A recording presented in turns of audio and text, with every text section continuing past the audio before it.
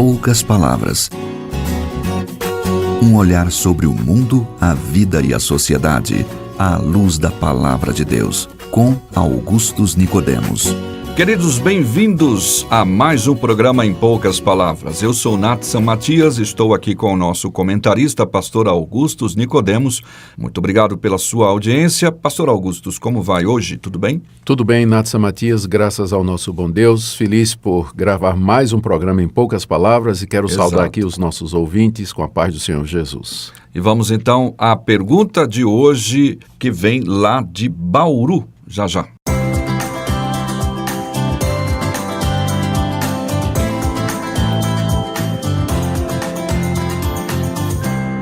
Pastor Augustus, a Ivani Batista, ela começa o e-mail dizendo: olá, reverendo Natsan, olá, pastor Augustus. Por favor, me tirem uma dúvida sobre esse texto de Marcos, capítulo 4, versículo 12. Jesus diz para que vendo, vejam e não percebam, e ouvindo, ouçam e não entendam, para que não venham a converter-se e haja perdão para eles. Ela diz que apesar de mais abaixo Jesus explicar a parábola, ela não consegue explicar isso a alguém que pergunte sobre isso. E essa, então, é a pergunta da Ivani, que agradece, então, a nossa ajuda a ela. Tá certo. Ela quer saber o significado dessas palavras de Jesus. Exatamente. Né? Bom, vamos seguir a regra geral que nós temos para a interpretação bíblica, que é sempre ver o contexto, né, a ocasião em que Jesus proferiu estas palavras. Essas palavras de Jesus, elas foram proferidas depois de meados do ministério dele aqui, já encaminhando para a parte final do seu ministério aqui. Jesus havia percebido que a sua mensagem tinha encontrado resistência da parte do povo judeu. A mensagem de Jesus era o anúncio da chegada do reino de Deus, o chamado ao arrependimento, mudança de vida, e que as pessoas crescem no evangelho, nas boas notícias. E Jesus, então, se apresentava como sendo o Messias, o Filho de Deus, o Salvador do mundo. Então, as resistências começaram a acontecer, especialmente da parte dos líderes judeus, mais especificamente os escribas e os fariseus, e também os saduceus, herodianos, enfim, toda a liderança religiosa daqueles dias. Começaram a oferecer resistência a Jesus, perseguir Jesus, e chegaram ao ponto de dizer que ele tinha um demônio, que ele estava possuído por Belzebu, que era uma divindade, o maioral dos demônios, né, que era uma divindade fenícia, né, divindade fenícia. Além disso, as multidões, Jesus percebeu, o estavam seguindo porque queriam ver milagres, porque queriam o pão que Jesus havia multiplicado. Então, Jesus começa a falar e a ministrar a esse povo através de parábolas. Parábolas são ensinamentos, são histórias reais ou não, que tem como objetivo ilustrar algum ponto na vida espiritual. E Jesus era um mestre em contar parábolas.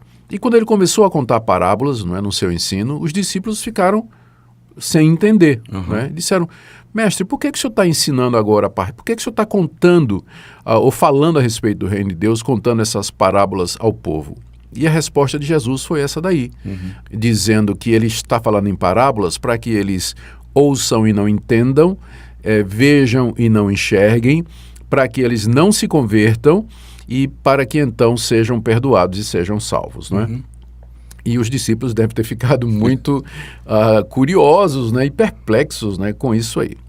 Mas o que acontece é que essa declaração de Jesus, para que vendo não vejam, ouvindo não ouçam, etc., ela na verdade é uma citação do profeta Isaías, lá do capítulo 6, versos 9 a 10. O que é que aconteceu? Todo mundo recorda lá desse capítulo famoso de Isaías, quando ele entra no templo, no ano que morreu o rei Uzias, não é? E ele tem uma visão da glória de Deus num alto e sublime trono, cercado dos querubins, que o adoravam e o serviam, não é? E declarando em alta voz: Santo, Santo, Santo é o Senhor dos Exércitos. E, aliás, eu acho que era serafins, né? Eu falei querubim, não foi? Serafins. São os serafins. E aí, então, diante da santidade, da majestade de Deus, Isaías vê sua própria pecaminosidade, corrupção, e ele se inclina diante de Deus e diz: ai de mim, né, que vou perecendo, porque sou um pecador, um homem de lábios impuros, e meus olhos viram o Senhor dos Exércitos. E Deus manda, então, que um daqueles anjos, com uma brasa tirada do altar, toque na boca de Isaías e diz: o teu pecado foi purificado. E então Isaías diz: eis-me aqui, envia-me a mim, em resposta à pergunta de Deus: a quem enviarei? quando Isaías se prontifica a ser o mensageiro de Deus para o povo de Israel, Deus diz a ele essas palavras: vai, prega a esse povo, para que eles, ouvindo, não ouçam, vendo, não vejam, para que não se convertam e sejam por mim curados. Por que Deus mandou o profeta Isaías pregar para endurecer o coração do povo de Israel? Porque àquela altura do ministério do profeta Isaías, a nação de Israel já tinha voltado as costas para Deus. Tinham se esquecido de Deus, estavam na prática da idolatria, queimavam incenso a deuses estranhos, sacrificavam aos ídolos pagãos, haviam virado completamente as costas à revelação que Deus havia feito de si mesmo. Haviam quebrado todos os mandamentos. Deus já tinha mandado profetas, tinha levantado juízes, tinha mandado reis piedosos que tentaram fazer reforma na nação de Israel. Essas reformas duravam muito pouco e o povo logo voltava à idolatria. Então chegou um ponto em que Deus, eu vou usar termos humanos, né, perdeu a paciência, né? Chegou ao limite, né? E Deus disse: tá bem, em vez de mandar agora pregadores através dos quais vocês se convertam, eu vou mandar pregadores que vão endurecer o coração de vocês. Denunciarem. Denunciando o pecado, não é? Anunciando a misericórdia e o perdão de Deus, mas ao mesmo tempo essa mensagem ela serviria para condenar o povo e responsabilizá-lo pela sua incredulidade. Ou seja, Deus dando ao povo aquilo que eles queriam. O povo não queria Deus. E Deus disse: tá bem, eu vou confirmar a vontade de vocês. Não é? Nós já dissemos aqui várias vezes que o pior castigo que Deus pode dar a um pecador endurecido é dizer a ele: seja feita a tua vontade. Exato. E é isso que Deus disse a Isaías. A gente sabe a história. Isaías pregou, não deu resultado, o povo não se converteu. Deus então mandou aquele castigo tremendo, né, que foi a invasão primeiro assíria, no Reino do Norte, e depois babilônica, no Reino do Sul, e os israelitas perderam a terra, o templo, morreram milhares deles, foram levados prisioneiros, exatamente por conta da rebelião. Então, Jesus está citando estas palavras de Isaías, porque Jesus percebeu que ele estava vivendo um contexto semelhante à situação de Isaías, ou seja, o povo de Israel, na época de Jesus, não queria ouvir a palavra de Deus. Jesus estava ali chamando ao arrependimento, anunciando a chegada do reino de Deus, mas a começar da liderança até o povão, a atitude era de incredulidade, de ceticismo, de questionamento e até de hostilidade contra Jesus. Então Jesus começa a falar por parábolas e diz aos discípulos que ele está fazendo isso para que o seu ensino, então, sirva de juízo e de testemunho contra a nação de Israel no dia do julgamento. A partir daqui, não é, Jesus começa, mais adiante, ele já vai dizer aos discípulos que ele está caminhando para Jerusalém e que lá ele vai ser rejeitado, vai ser julgado e vai ser morto pelos principais escribas e fariseus, né? Vai ser rejeitado pelo povo de Deus, mas que depois ressuscitaria. Bem, isso nos ensina algumas coisas, Nathan, que são extremamente importantes, né? Sim, há um detalhe antes de eu entrar nessas conclusões. As parábolas que Jesus contava, que tinham como objetivo obscurecer a verdade para os ímpios e para os incrédulos, Jesus explicava em particular aos seus discípulos. Exato. Então a parábola servia para esconder a verdade do incrédulo e revelar a verdade ao crente. Não é? Esse era o objetivo. Jesus ensinava, dava significado em particular. Esclarecia, né? Esclarecia, é.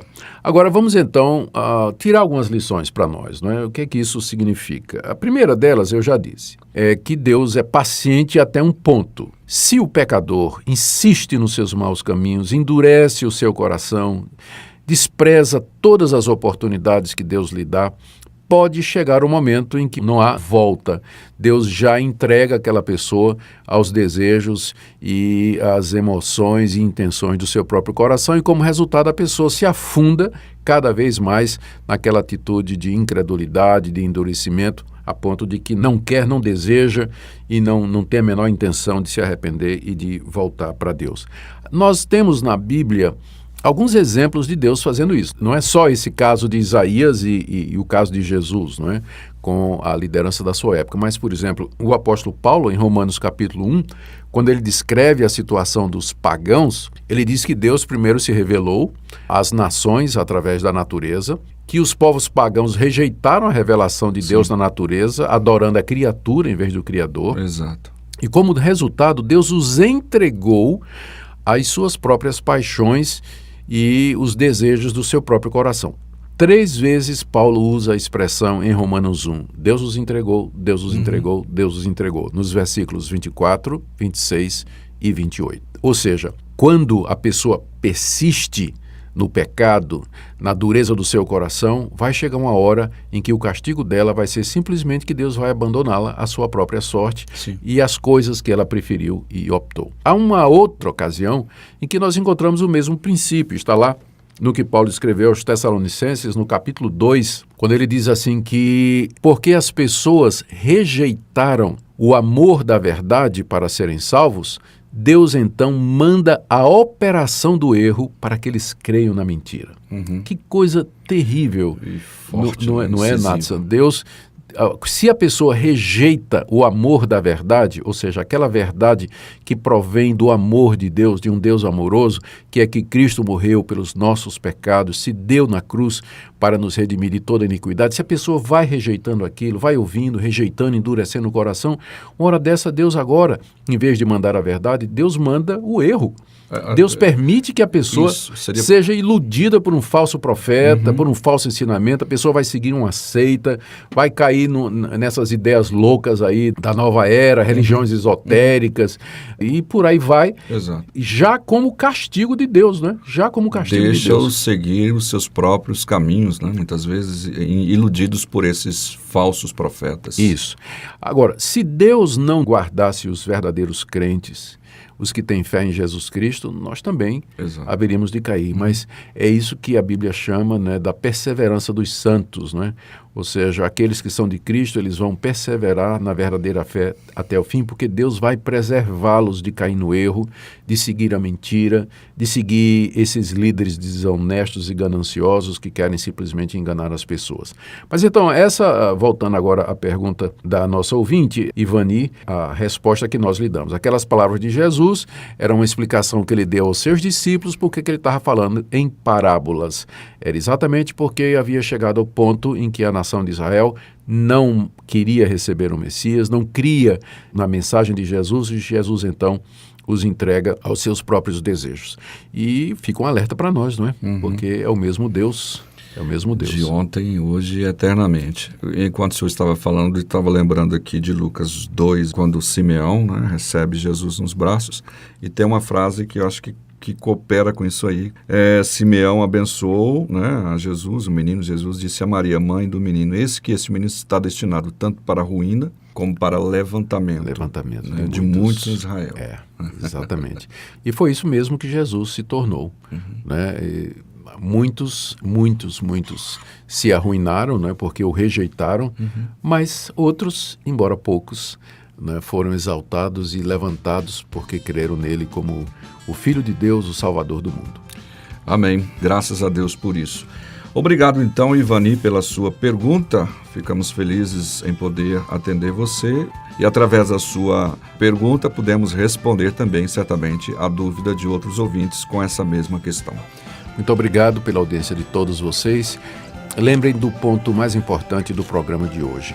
Buscai ao Senhor enquanto se pode achar, invocai-o enquanto está perto. Não sei por que de Deus o amor a mim se revelou, porque Jesus, meu Salvador, na cruz me resgatou. Mas eu sei em quem tenho crido, estou bem certo que é poderoso, guardará, pois, o meu tesouro até o dia. Em poucas palavras, um olhar sobre o mundo, a vida e a sociedade, à luz da Palavra de Deus. Apresentação, Nathan Matias. Comentário, Augustus Nicodemos. Um programa da Primeira Igreja Presbiteriana de Goiânia, Rua 68, esquina com 71, Centro. Visite o nosso site www.pipg.org. Apoio, Seminário Presbiteriano Brasil Central, Goiânia.